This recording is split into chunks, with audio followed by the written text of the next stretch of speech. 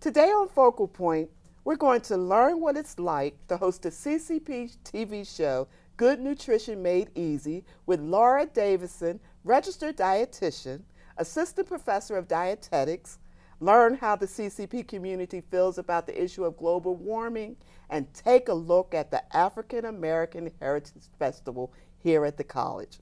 Stay with us.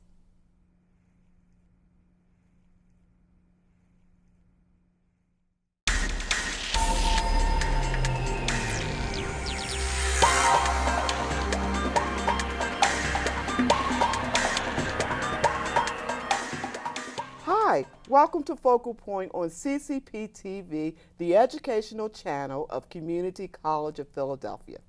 I'm Darlene Monts, a student in the Communication Arts curriculum here at CCP. We have an exciting show for you today. I'm here with Laura Davidson, registered dietitian, assistant professor of dietetics, and host of CCP TV's program, Good Nutrition Made Easy. Welcome, Laura. I'm very happy to be here.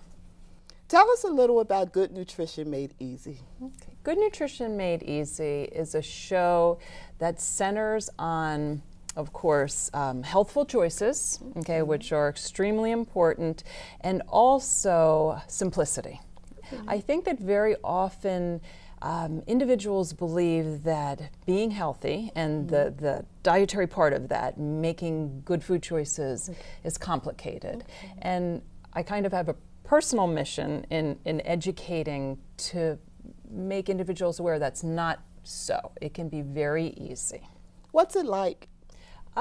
It's interesting. It's very different. I teach college classes, so I think one of the major differences is that I'm not able to assess how my audience is feeling about the topics that I'm talking about, which you can do in a classroom. I heard you bring students here. Yes. Tell me about that. Okay.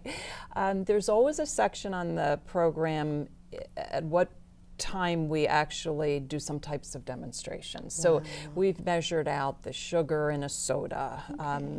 Visuals are extremely important. I think when people see things, they're more likely to remember them. I still have students I taught 20 years ago who remember the sugar in a soda demonstration.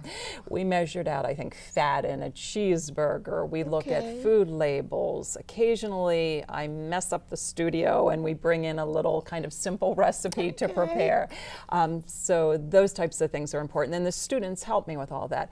I also think, they get a huge kick out of it. They really do. They're very nervous about coming in, but are very proud of themselves when they leave, and often, tell their family and their friends. And really, that's what college is about, that you get experiences that you wouldn't necessarily get anywhere else. So I'm always happy to do that. I, send out an open invitation, and the first two students that email me back are invited to help with that show.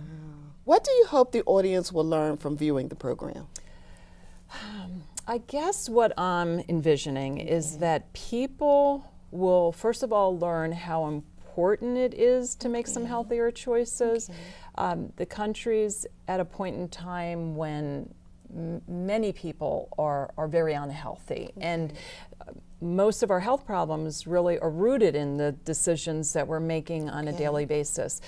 It's not easy to change food-related behavior at all, but I think if you're motivated, and hopefully I motivate people, that it becomes a little easier. And then I guess the next thing is to know that you don't have to be perfect to be better, that you can make a few of the changes, become, started on the path to a healthier life, and that's a really good thing. That might be good enough. Thanks for being with us, Laura. It was my pleasure. We are looking forward to the new season of Good Nutrition Made Easy. Okay, now let's hear CCP students talk about global warming. The Earth has heated by 1.2 degrees Fahrenheit since 1980. This winter just will not let up. There's not even a spring or a fall anymore, I feel. Just the way the world is, where Earth is working right now. What I heard that global warming is more about getting temperatures real high. And hotter summers and colder winters. Wherever there's ice, it's starting to melt. We've had significant storms. Storms have just become unnecessarily too strong. We're experiencing things we haven't seen in our lifetimes. It doesn't mean these things haven't happened before. Global warming literally is an event that happened because of man. Fossil fuels being burned. There's holes in the ozone layer, aerosols, making it worse. Human consumption.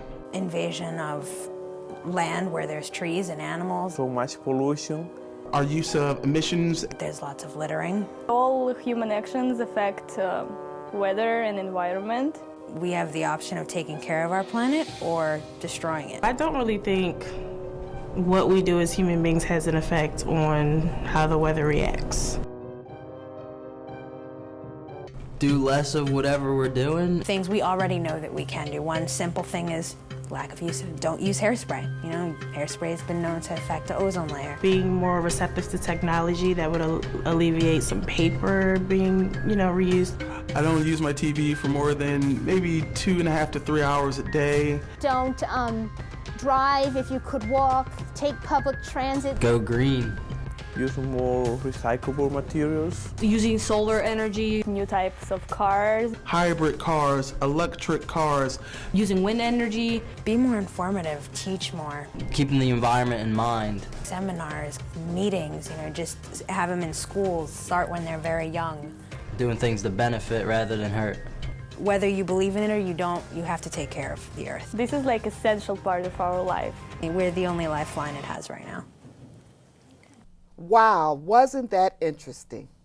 Did you know that Community College of Philadelphia has various events, activities, such as the African American Heritage Festival? Watch. Hi everyone, my name is Zahara Farrar and I'm here at the African American Heritage Festival at Community College of Philadelphia.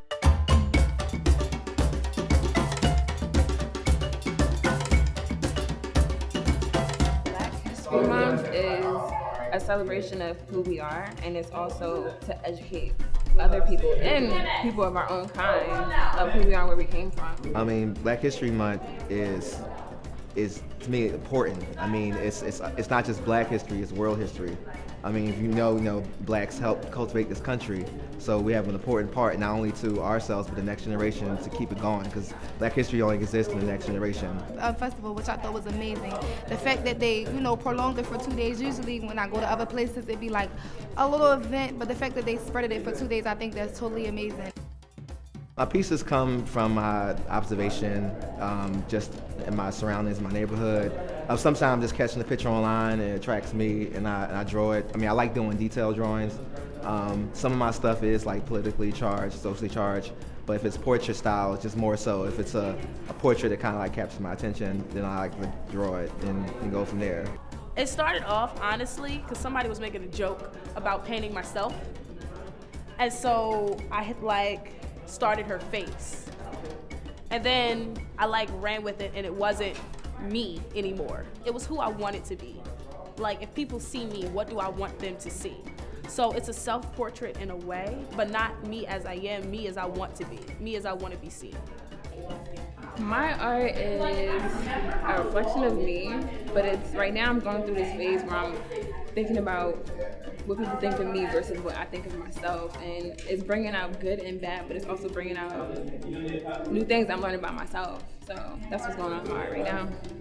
One of the things that I learned yesterday was about how important it is, diversity is, because I feel like a lot of times we approach certain things, we don't know certain things about people, and if we took the time to learn everyone's culture and not be so hesitant, then we have a better understanding of communication.